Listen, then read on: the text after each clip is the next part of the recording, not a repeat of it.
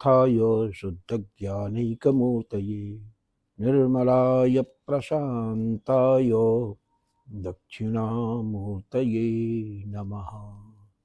चिद्घनाय महेशाय वटमूलनिवासिने सच्चिदानन्दरूपाय दक्षिणामूर्तये नमः। ईश्वरो गुरुरात्मेति मूर्तिभेदविभागिने व्योमवद्व्याप्तदेहाय दक्षिणामूर्तये नमः। ओम नमः श्री गुरुवे शिवाय। ओम नमः श्री परदेवताय। So friends, Vande Mataram.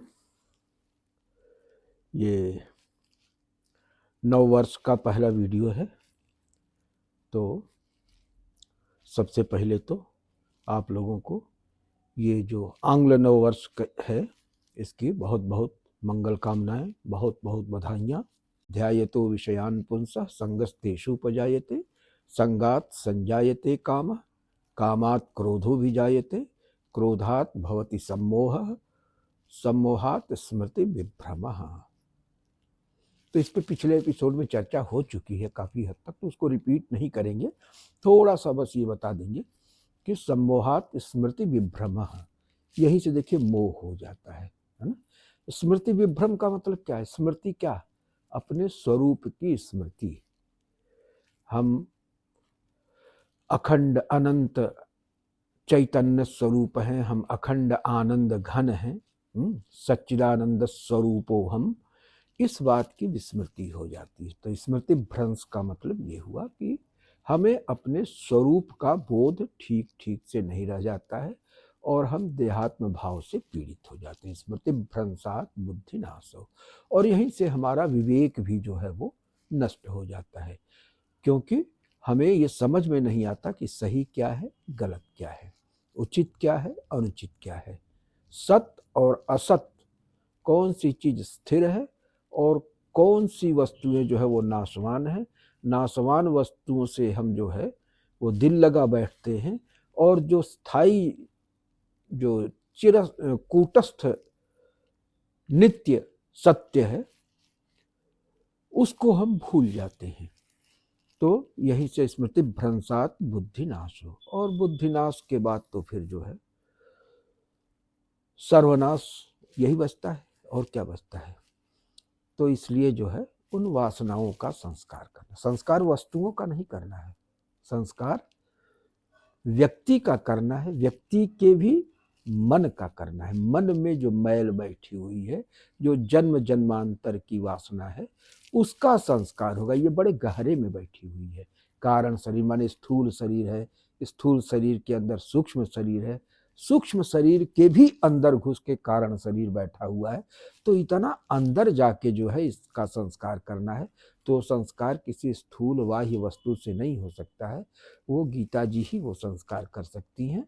तो हम देखेंगे कि वो किस प्रकार से, ये तो हमने देख लिया कि अभिनिवेश और रागद्वेष। अब हमको अगले में देखना क्या है कि किस तरह से जो है ये अस्मिता का और मोह का संस्कार करती है। तो यहीं से इस सूत्र को हम आगे लेके चलते हैं कि जब इन्होंने बताया काम क्रोध का मूल वासना है, तो अब हमको ये समझना पड़ेगा कि इनकी स्थिति कहाँ पे है। जब हम इनकी स्थिति को समझ लेंगे, ठीक ठीक इनकी लोकेशन को आइडेंटिफाई कर लेंगे, तब तो इनके ऊपर अटैक कर पाएंगे। तो बताते हैं कि क्या बताया, इंद्रियाणि मनो बुद्धि अस्याधिष्ठान मुच्यते। इंद्रिय, मन और बुद्धि, और जब कर्म के रूप में आते हैं तब शरीर के रूप में आ जाते हैं। उसके पहले जो है इंद्रिय, इंद्रियाणि मनोबुद्धि अस्याधिष्ठान मुच्यते। तो हमने ये लोकेट कर लिया कि ये वास्तव में ठीक ठीक इनकी स्थिति कहाँ पे है, कहाँ पे हमें दवा डालनी है ना। अगर इस वायरस को मारना है तो दवा का छिड़काव किस जगह पे, एग्जैक्ट वो लोकेशन क्या होगी, वो स्पॉट कौन सा होगा जहां पर कि हमें पेस्टिसाइड का छिड़काव करना है। इंद्रियाणि मनोबुद्धि अस्याधिष्ठान मुच्यते।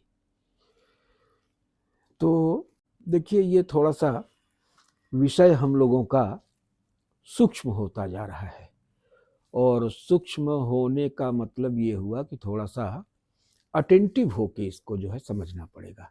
जरा सा भी इसमें अगर प्रमाद होगा, अवधानता होगी, तो असावधानी होगी, तो बात ठीक ठीक से पकड़ में नहीं आएगी। तो इसका संस्कार किस तरह से करते हैं, तो इसमें जो है इसका 3-4 तरीका गीता जी में बताया। एक तरीका नहीं बताया, क्योंकि हर अलग अलग बौद्धिक क्षमता के लोग हैं, अलग अलग रुचि प्रकृति के लोग हैं, तो अलग अलग रुचि प्रकृति के लोगों के लिए अलग अलग उपाय बताया गया। किसी को भी इसमें छोड़ा नहीं गया है, क्योंकि गीता जी सार्वकालिक होने के साथ साथ सार्वजनीन भी हैं, सभी को साथ लेके चलती है, सभी का उंगली पकड़ के जो है वो आगे तक पहुंचाती हैं। तो उसमें क्या हुआ कि 4 चीजों में सबसे पहली चीज ये है कि आप वस्तु के स्वरूप का विचार करें। वस्तु के स्वरूप का विचार करने का तात्पर्य यह है कि वस्तु स्वभावतः जो है वो नश्वर है, आज है कल नहीं है। तो ऐसी चीज जो कि आज है कल नहीं है, उससे बहुत ज्यादा मोह करने की क्या आवश्यकता। तो इससे भी हमको वस्तुओं के प्रति वैराग्य पैदा होता है कि नहीं भाई, इसमें कुछ दम नहीं है, छोड़ो हटाओ, ऐसी वस्तु के बारे में चिंतन करो, मनन करो जिसमें कि स्थायित्व हो, तो उसका मूल्य स्थायी होगा, उससे प्राप्त होने वाला आनंद स्थिर आनंद होगा।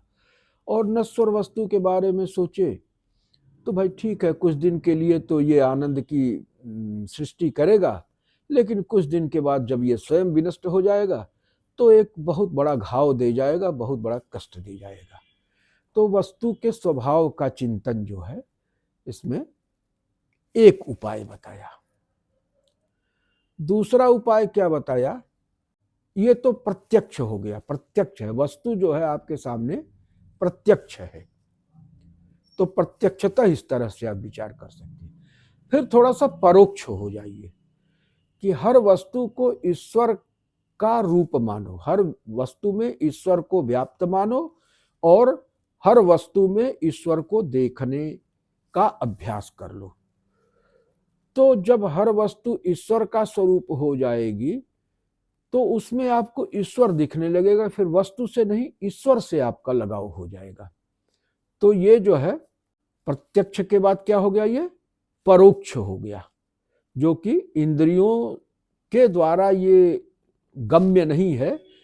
प्रत्यक्ष का ज्ञान तो इंद्रियों से हो जाता है, या कुछ यंत्रों की सहायता से, इंद्रिय और कुछ वैज्ञानिक यंत्रों का, उपकरणों का योग कर दिया जाए तो प्रत्यक्ष के गुण दोष का अच्छी तरह से जो है वो अवलोकन हो सकता है, विश्लेषण हो सकता है। जो गुण धर्म सामान्य दृष्टि से दृष्टिगोचर नहीं होता है, तो वैज्ञानिक यंत्रों की सहायता से जब वैज्ञानिक यंत्र जो है इंद्रियों की क्षमता को बढ़ा देते हैं, तो उन गुण दोषों का भी जो है वो सम्यक रूप से विवेचन किया जा सकता है, अवलोकन किया जा सकता है, जो कि सामान्य रूप से दृष्टिगोचर नहीं होते। तो ये तो प्रत्यक्ष की चर्चा हो गई। अब परोक्ष की बात है, तो जो कि इंद्रियों के विषय नहीं है। तो जो प्रत्यक्ष का विषय है उसमें न तो श्रद्धा की आवश्यकता है, न भक्ति की आवश्यकता है, और न तो किन्हीं और वस्तुओं की आवश्यकता है। लेकिन जो परोक्ष है, परोक्ष में जो है श्रद्धा के साथ विवेक का उपयोग करते हैं। प्रत्यक्ष में न श्रद्धा है और न विवेक है, सीधे सीधे इंद्रिय ज्ञान है, और ज्यादा से ज्यादा इसमें वैज्ञानिक उपकरणों की सहायता से इंद्रियों की सीमा का और जो है विस्तार कर दिया जाता है। लेकिन जो परोक्ष ज्ञान है, तो वहां पे न तो इंद्रियों की गति है और न वैज्ञानिक उपकरणों की, क्योंकि वैज्ञानिक उपकरणों की गति वहीं तक है जहां तक कि इंद्रियों की गति है, इंद्रियों की ही क्षमता को वो बढ़ाते हैं। तो जब इंद्रियों की गति नहीं है तो किसकी क्षमता को बढ़ाएगा, तो वैज्ञानिक उपकरण तो वहां पे काम आएंगे नहीं। तो परोक्ष विषयों का ज्ञान जो है वो धर्म शास्त्रों द्वारा होता है। उसमें श्रद्धा की आवश्यकता होगी और विवेक की आवश्यकता है। एनालिटिकल माइंड उसमें इस्तेमाल होता है। और श्रद्धा का मतलब क्या है? शास्त्रेषु गुरुवाक्येषु सत्य बुद्धि अवधारणा। शास्त्रों में और श्रेष्ठ जनों के, गुरुजनों के वाक्य में सत्य बुद्धि का विश्वास की धारणा। जब तक हमें शास्त्र वचनों में और श्रेष्ठ जनों के वचनों में सत्य बुद्धि की दृढ़ धारणा नहीं होगी, तब तक जो है हम परोक्ष ज्ञान की प्राप्ति नहीं कर सकते। परोक्ष क्या है? जैसे ईश्वर है, तो हर वस्तु में ईश्वर अंतर्निहित है, अनुस्यूत है, इम्बेडेड है उसमें, और ईश्वर की शक्ति के द्वारा ही वो सृष्ट है, उसी के द्वारा वह रक्षित है, और उसी की शक्ति के द्वारा एक निश्चित समय आने पर उसका लय भी होता है। तो ये जब श्रद्धा के साथ विवेक का प्रयोग उसमें करेंगे, शास्त्र वचनों के आलोक में विचार करेंगे, तो हमको लगेगा कि नहीं भाई,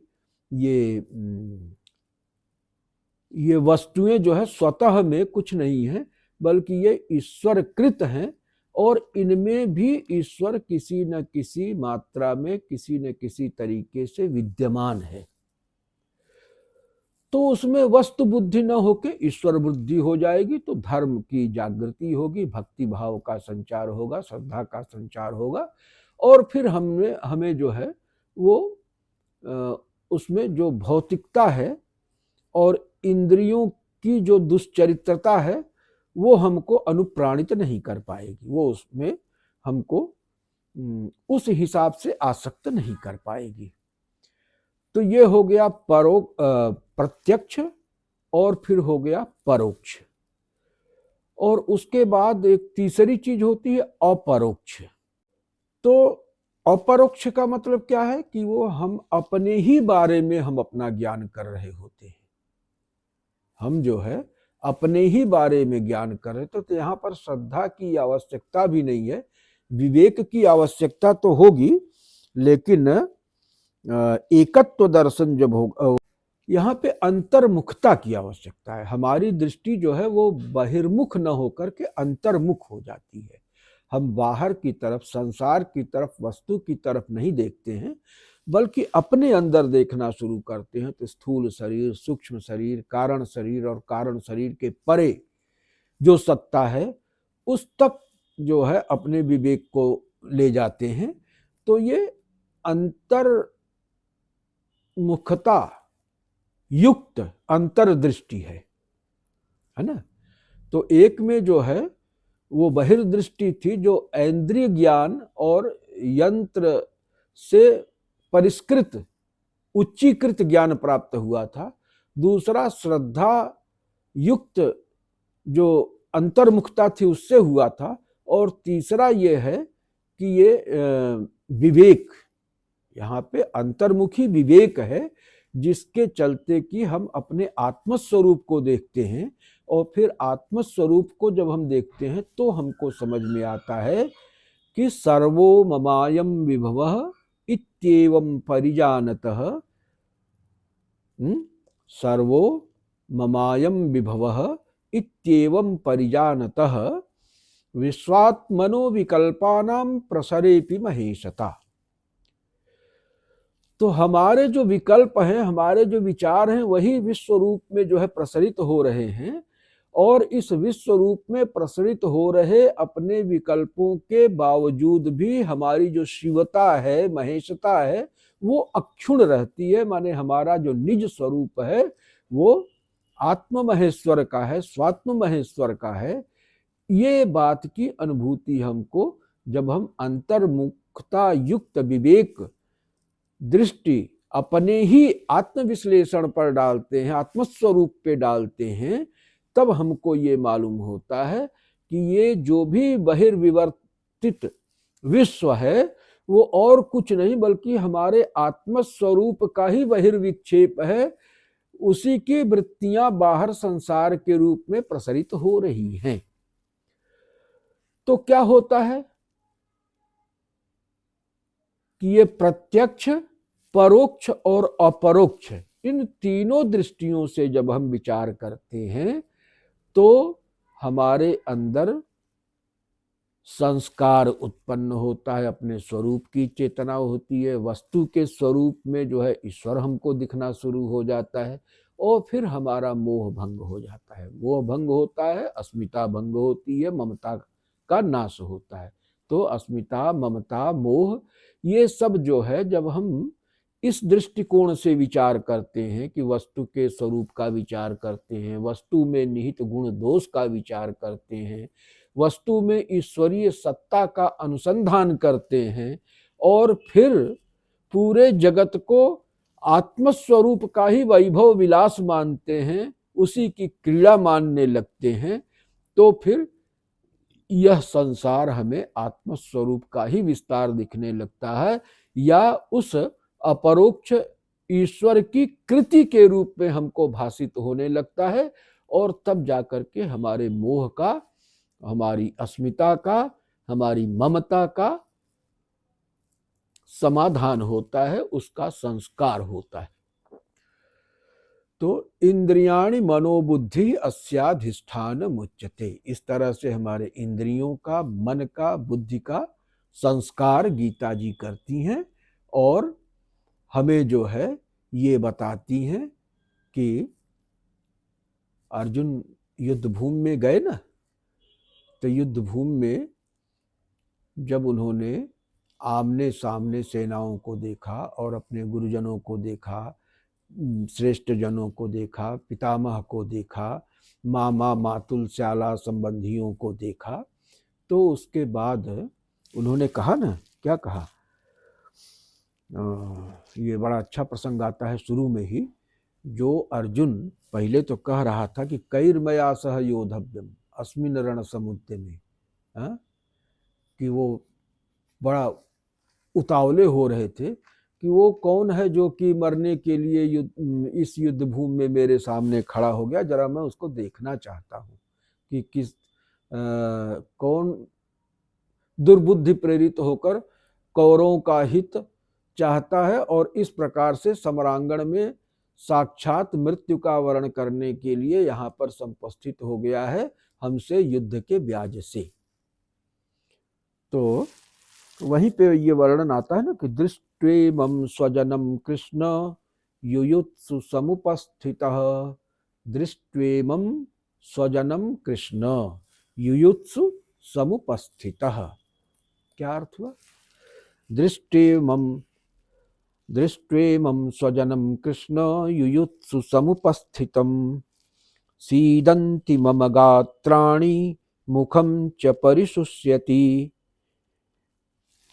बेपथुश्च शरीरे मे रोमहर्षश्च जायते, गाण्डीवं स्रंसते हस्तात् त्वक्चैव परिदह्यते, न च शक्नोम्यवस्थातुं भ्रमतीव च मे मनः, निमित्तानि च पश्यामि विपरीतानि केशव, न च श्रेयोनुपश्यामि हत्वा स्वजनमाहवे, न कांक्षे विजयं कृष्ण नो राज्यं नो सुखानि च, किं वै राज्येन गोविन्द किं भोगैर्जीवितेन वा, येषामर्थे कांक्षितं नो। तो इस तरह से ये प्रसंग आता है कि जब वहां पर जाते हैं तो उनको अचानक से देखिए क्या स्थिति रहती है कि जो जिसकी भुजाएं फड़क रही हैं युद्ध के लिए और जो ये कह रहा है कि कौन से दुर्बुद्धि हैं जो इस रणभूमि में हमारे हाथों मरने के लिए समुपस्थित हो गए हैं, जरा हम उनको देखना चाहते हैं। माने उसको कितना कॉन्फिडेंस है अपने ऊपर, लेवल ऑफ कॉन्फिडेंस देखिए कि उसको कतई कहीं से संशय नहीं है कि चाहे जो भी हो इस रणभूमि में अगर हमसे लड़ने के लिए आया है तो वो लड़ने के लिए नहीं बल्कि मरने के लिए आया है। और उसी अर्जुन की स्थिति क्या हो जाती है कि सीदंती मम गात्राणि मुखम च परिशुष्यति, फटने लगा उसका शरीर दर्द के मारे, पीड़ा के मारे, मुख सूख रहा है, बार बार उसको प्यास लग रही, एकदम हाई टेम्परेचर हो गया। हाई टेम्परेचर में ऐसा होता है ना कि बहुत प्यास लगती है, कितना भी पानी पिला दिया जाए प्यास जाती ही नहीं है।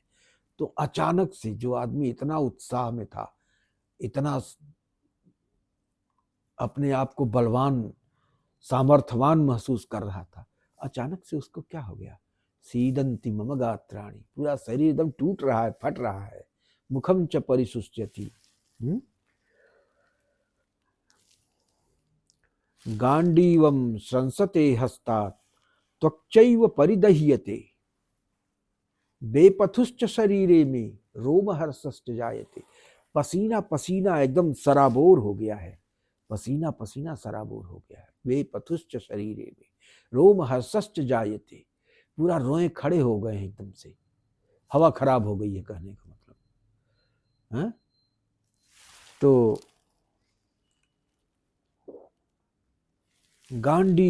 गांडीवम संसते हस्तात्,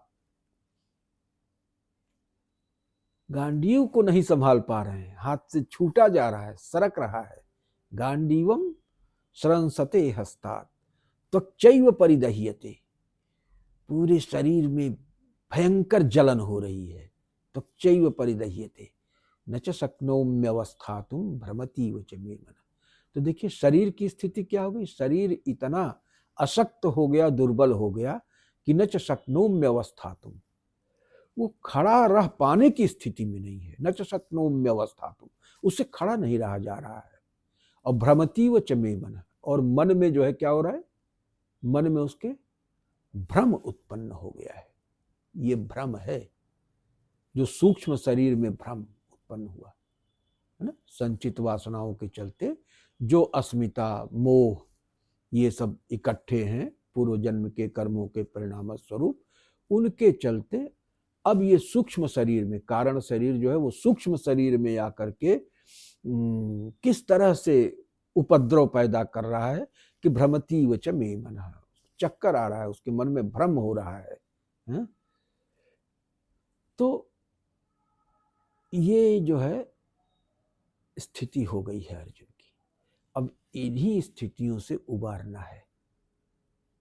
और गीता जी में भगवान श्री कृष्ण अपने अमृत उपदेश के माध्यम से इन्हीं सब दोषों का परिहार करते हैं, मार्जन करते हैं, इनका उपचार करते हैं, इन दोषों का शमन करते हैं, इनका संस्कार करते हैं, है ना। तो वो किस तरह से इनका संस्कार करते हैं, इसको हम लोग जो है अगली वीडियो में देखेंगे। अभी यहीं पे वाणी को विराम देते हैं। ओम पूर्णमदः पूर्णमिदं पूर्णात् पूर्णमुदच्यते पूर्णस्य पूर्णमादाय पूर्णमेवावशिष्यते। ओम शांति शांति शांति। हरि ओम। ओम नमः श्री गुरवे शिवाय। ओम नमः श्री परदेवतायै।